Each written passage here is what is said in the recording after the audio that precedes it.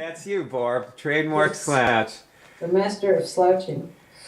Well, I want to ask you what it is that makes this a religion, a church. Why is this a ministry? What do you think about that? What are your thoughts on it?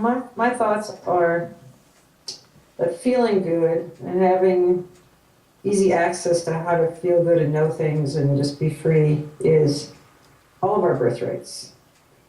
So even what we think of traditional religions that were built around great leaders like, or teachers like Jesus or Buddha or Muhammad and so forth, these were really what the people, the messengers were telling us was to just be more like them, not necessarily create a bunch of dogmatic ideas around them. So I think our ministry is about the original teachings, like really just walk with these people and be like them. And our scriptures or our dogma are really very light. We don't really have any. We just encourage people or give people pointers, like... Okay, well, this is leading me into asking you to test some things. Okay. Okay. Now, let's start with Reiki. Okay? Right. Now, test this question, am I, meaning you. Okay, you're testing about yourself. Yes. Now, you've never taken a Reiki lesson, right? No. Test, am I a Reiki master? Yes. Okay. Am I the highest level Reiki master according to the definition that the Reiki Association gives? Yeah, I access the same thing they access, yes. Okay, so that's that for Reiki. Yeah. Now, Reiki is not officially a religion, but I think most people know that it is as much of a spiritual practice as Christianity or Zen Buddhism, which brings me to our next question. Let's talk about Zen Buddhism. Ask, am I enlightened? About yourself again. Okay. I am not an old shoe. Yes. You are? Okay, good. Good. Unfortunately, I'm enlightened. Yes, Now, so I am. okay. Now, Nansen was a Zen master. He was one of the 8 patriarchs. And I want you to test, is my enlightenment the same as Nansen's? Yikes. You get yes? You get yes, okay. So much for Zen Buddhism. You are an enlightened Zen master. And as a matter of fact, if anybody, see, people who don't know you, who watch this movie, aren't going to realize until they talk to you that is absolutely true about you. See, I know this about you already, which is why I enjoy. Now, but see, the question is, here's another question, okay? You can test this. Was I accessing my ability that I get these signals about? Was I accessing my ability with these signals before I ever learned to formally ask for and get signals back in 1993 or 4, I guess it was for you? So was I connected to this before then? Did you get a test on that? I got that I had actually access to it as a child, yeah.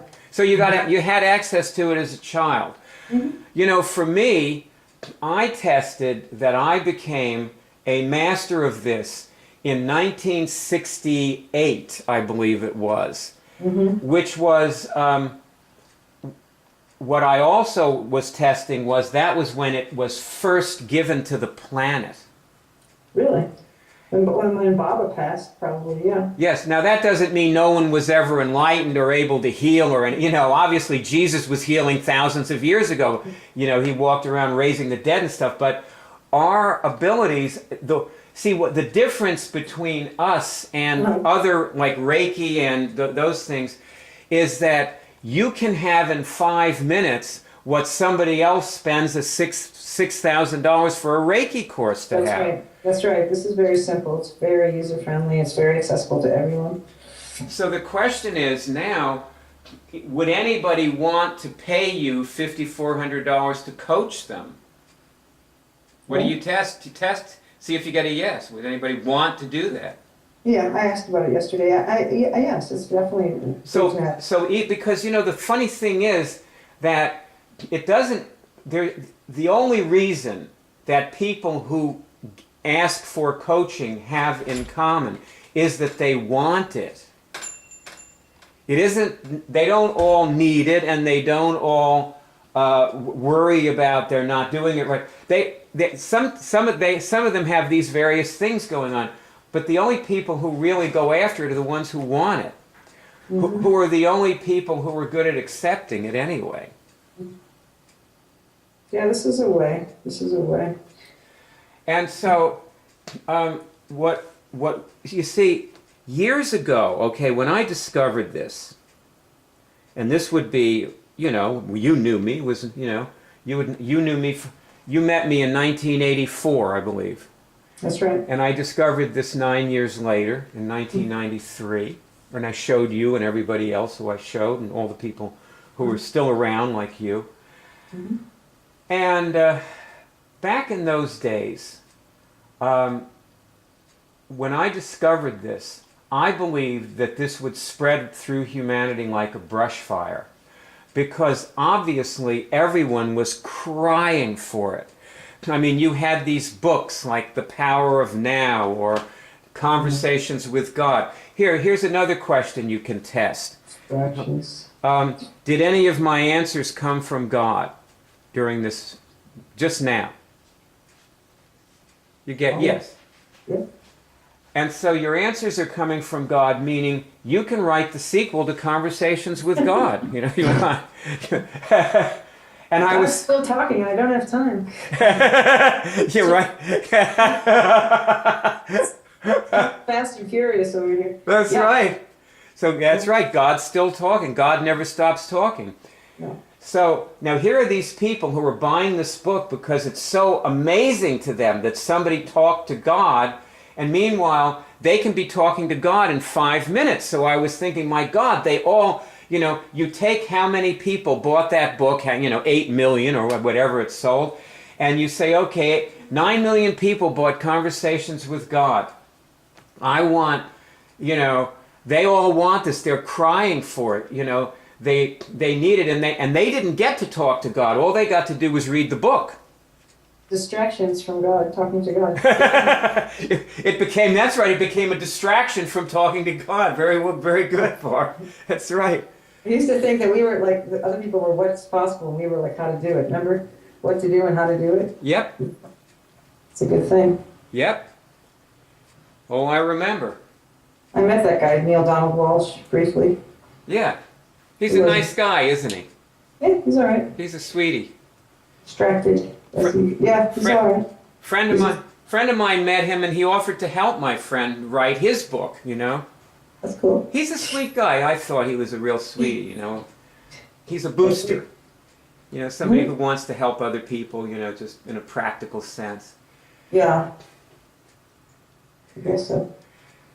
You found him to be distracted when you were... No, I don't know what to say. I didn't ask him for anything specific, but I just realized he's like Greg Braden and those guys, Marianne Williamson, like they just, whatever they're doing, what they're doing, and they're doing their best, but he seemed like he was looking for God, frankly.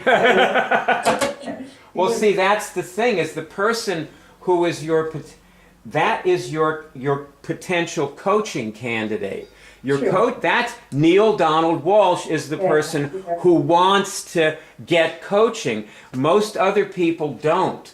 But if you're looking at this guy and you go, wow, you're hungry for this. I've got it here. Let's take a walk, and I'll show you. Yeah, let me know. And you always, see, that's what you always do with people. Mm-hmm. And those are the people, it's kind of like when I used to be a business consultant. And if you ever notice, the people who bought my services for the $50,000 or $100,000 that they would pay me for the courses that they did with me, these people were not people who wanted to succeed in business. They were people who already had. Yes. And I guess you remember that because you used to teach some of those courses with me, so you remember who they were and what they were like, and they were, they had created mammoth companies and so on. Yes. Or, were doctors or whatever, doctors and